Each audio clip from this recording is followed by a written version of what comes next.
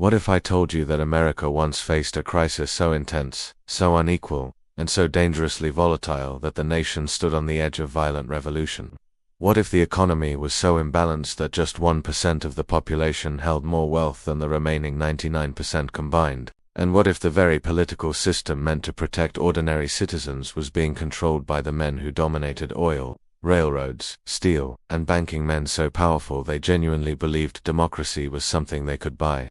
But what if I also told you something even more unsettling? That America has been here before, more than a century ago, and the only reason capitalism survived was because the country was forced to reinvent it from the ground up. That story, the story of how America fixed capitalism after the Gilded Age, is not just a history lesson, it's a mirror.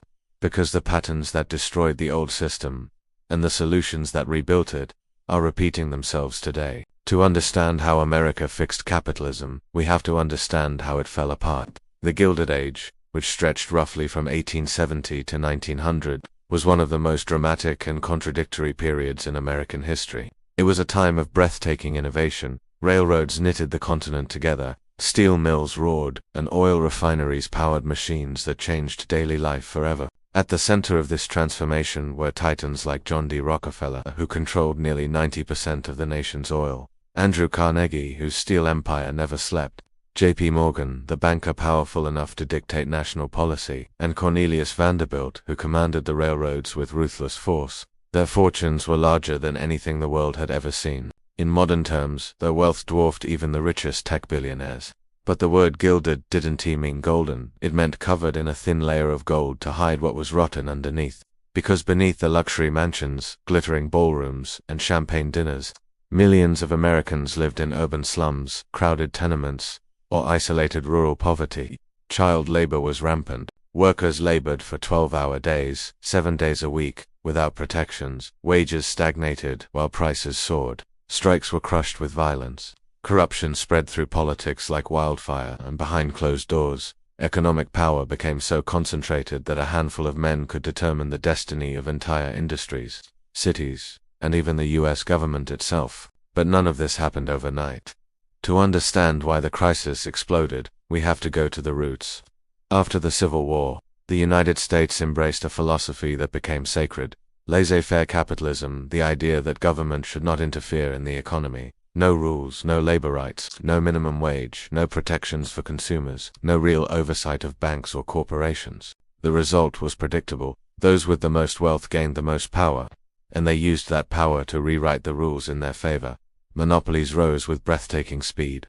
Standard Oil dominated 90% of petroleum. Carnegie Steel wiped out its rivals. Railroads set prices that determined the fate of every farmer and merchant in America. Big banks controlled credit, markets, and the money supply. Competition, the supposed heart of capitalism, was dying.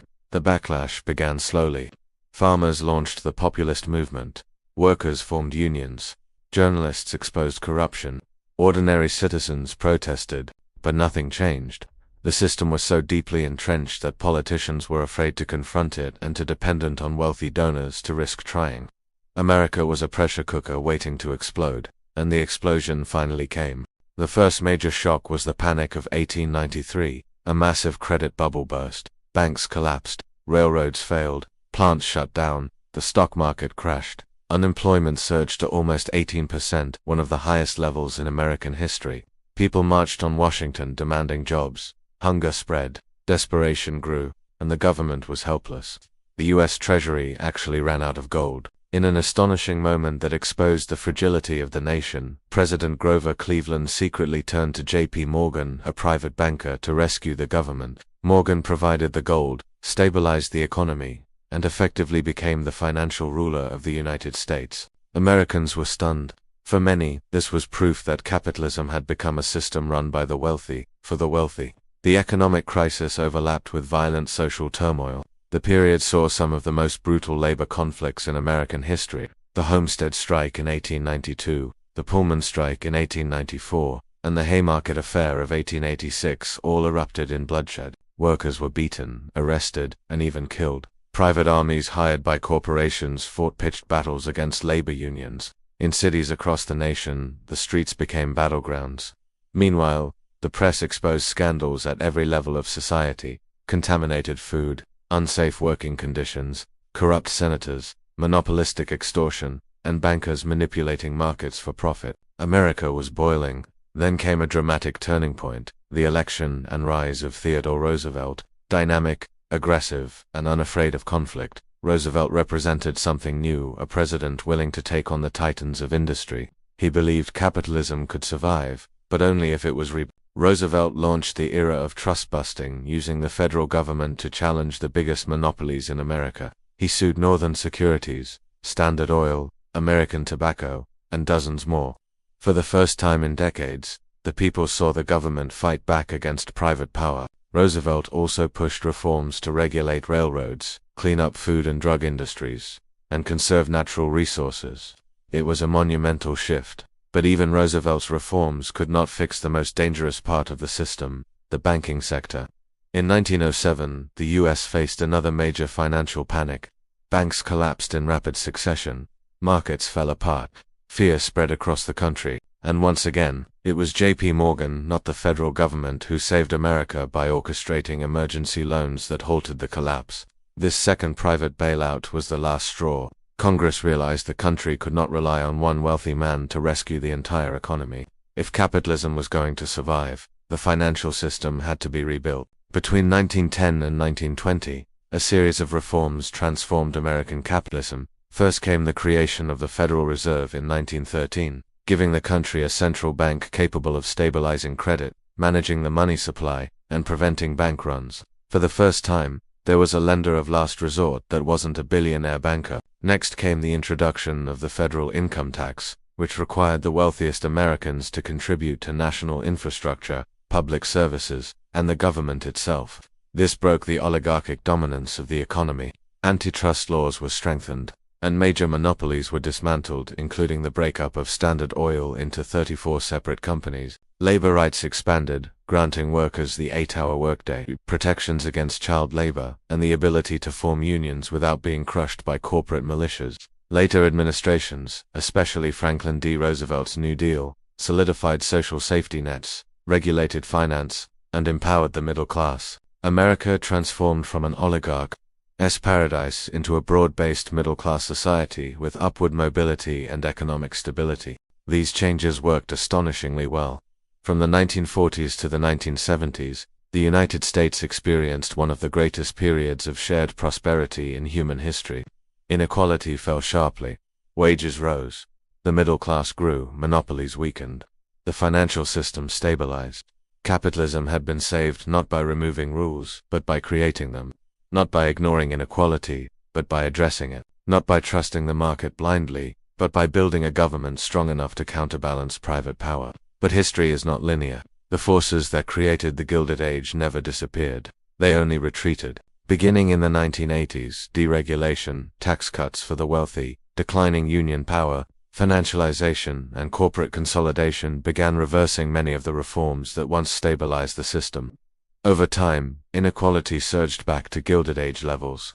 The top 1% now controls more than 32% of the nation's wealth, numbers strikingly similar to the late 1800s. Big tech dominates like the railroads once did.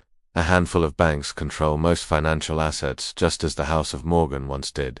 Child labor laws are being rolled back in multiple states. Union membership is at its lowest point in a century. Billionaires influence elections with unprecedented financial power. And a single tweet from a wealthy tech CEO can move global markets. The warning signs are clear.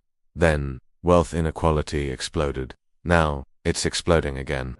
Then, monopolies dominated railroads, steel, and oil. Now, they dominate tech, finance, and pharmaceuticals. Then, financial crises destabilize society. Now, the 2008 crash nearly took down the entire world economy. Then, corruption spread through politics. Now, lobbying and unlimited political donations shaped legislation. Then, one banker bailed out America. Now, a handful of billionaires shape economic reality. The cycles of history are repeating. And that brings us to the question, what comes next? History teaches us that extreme inequality always ends in one of three ways: reform, collapse, or revolution. During the Gilded Age, America chose reform, but only after coming dangerously close to the other two. Capitalism does not fix itself. It is people who fix it. Concentrated power, whether in corporations, banks, or individuals, is dangerous to democracy, and reform only works when society acts early enough to avoid catastrophe. We are now at a crossroads similar to the one America faced in 1900. The decisions made in the coming years will determine the next century.